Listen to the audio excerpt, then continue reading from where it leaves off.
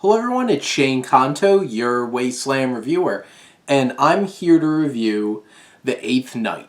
And this is a new horror film coming to you on Netflix. It's a Korean film, and it focuses on the appearance of this dark entity, and as the synopsis says, with prayer beads in one hand and an axe in another, a monk hunts down a millennia-old spirit that possesses humans and unleashes hell on Earth. And this film is directed by Tae Hyung Kim and is starring Sung Min Lee, who is our monk that we follow along in this film very closely. And right off the bat, this movie gets really creepy. And basically the spirit possesses people and they grow like a weird third red eye. And there's a young woman who's possessed by it for a decent chunk of the film who has the most unnerving, creepy smile on her face when she is possessed in this movie that put me on edge. And I'm just like, she's carrying the creepiness of this movie right now, and especially like the design and the possession of these characters, that's what really works and is really creepy in this film. There's some exciting action, especially towards the very end with our climax, with a variety of different things. At least the climactic finale is a bit of mix of things, shaking things up a little bit. When this film is trying to be scary, it's frightening and eerie. That just doesn't happen a whole lot, though.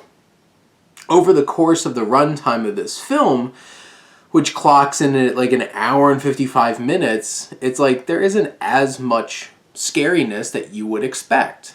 And when it's not being scary, it could be a little boring and slow and drudgingly methodical. And you're just sitting there like, when is this going to pick up again? And that's a horrible thing to feel while watching a film.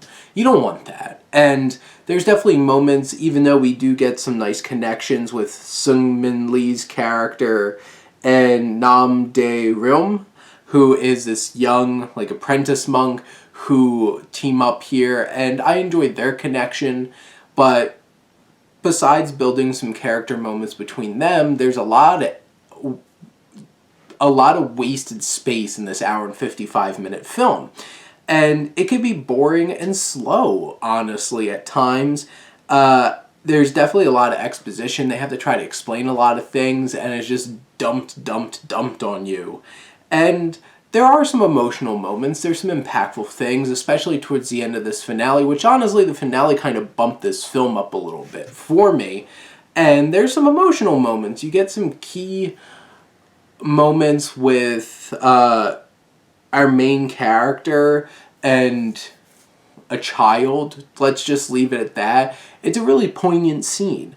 And, you know, you have this strong central character that I thought was pretty cool, pretty badass, and I enjoyed following them. A lot of the other characters feel a little thin and not as heavily utilized, but over the course of this hour and 55 minutes, there's definitely some scares, there's definitely some action.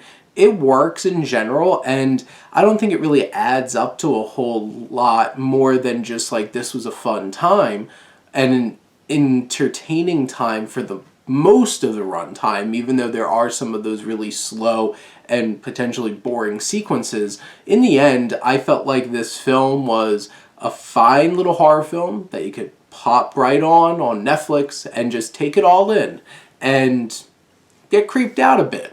Because I definitely did. But those are my thoughts on The Eighth Night. Let me know what you think, and let's talk some movies. But thank you as always for tuning in and supporting your Wasteland Reviewer.